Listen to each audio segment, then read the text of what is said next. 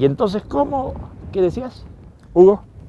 Quería preguntarte, negro, en los primeros tiempos, ¿cuáles eran los temas en los que se trabajaba cuando todavía aquí por Sudamérica, ¿no? Estábamos con esos estudios, trabajo, cuál era la bibliografía?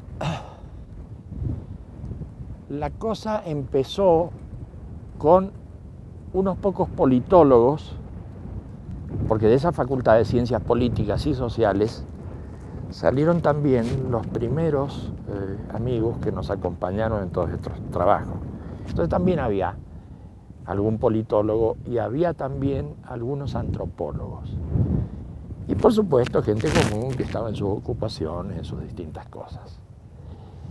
Al iniciar nuestros estudios en esas especies de retiros, nos interesamos vivamente por el estudio de la situación sociopolítica de aquel momento histórico.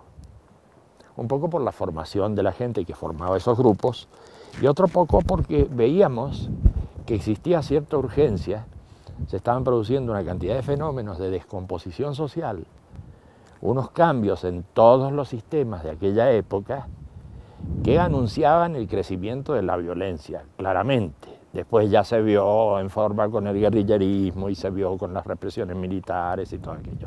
Pero eso ya estaba en marcha cuando nosotros nos pusimos a hacer las primeras investigaciones. los primeros estudios. Y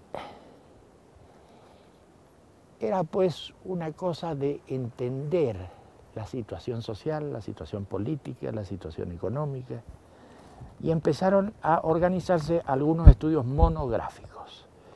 Es decir, hubo gente que se ocupó específicamente de estudiar los movimientos sociales. Otra gente hizo recopilación de materiales y síntesis grandes, algunas muy bien hechas, sobre los partidos políticos. Y otra gente empezó a estudiar la situación general de lo que iba ocurriendo en América Latina, que era lo más próximo a nosotros. Así que los primeros estudios que se hicieron fueron de esa naturaleza.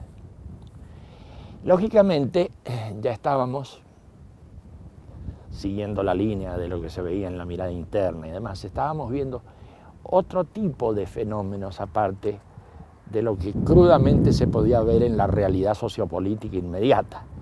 Otros fenómenos mucho más subterráneos, pero muy importantes, que empezaban a aflorar. Me estoy refiriendo a ciertos cambios que hoy llamaríamos psicosociales, es decir, cambios en la mentalidad colectiva, aparte de lo que se conformaba política, económica, socialmente, en la superficie, empezábamos a ver una cantidad de cambios psicosociales que no se veían en la punta del iceberg. Estaban trabajando afuera, pero estaban trabajando. Entonces, claro, nosotros también nos ocupamos, ya en esas mismas épocas, de hacer algunas monografías y algunos estudios de antropología filosófica, antropología, y de estudios de creencias populares, mitos populares, modificaciones en las corrientes religiosas que se estaban viendo en América Latina. Es decir, era un trabajo el nuestro en el que de algún modo conectábamos lo que sucedía en la superficie, que le llamamos lo político, lo económico, lo politológico, y lo que ocurría en la conciencia social, pero subterráneamente. Nosotros suponíamos que eso se iba a ir expresando cada vez con más fuerza, iba a ir produciendo desplazamientos más grandes. Así que prácticamente nos movíamos en esas dos coordenadas, las coordenadas de la psicosociología y las coordenadas de la politología, si queremos ponerlo en difícil. Sí, claro. Pero estudiábamos ese tipo de cosas.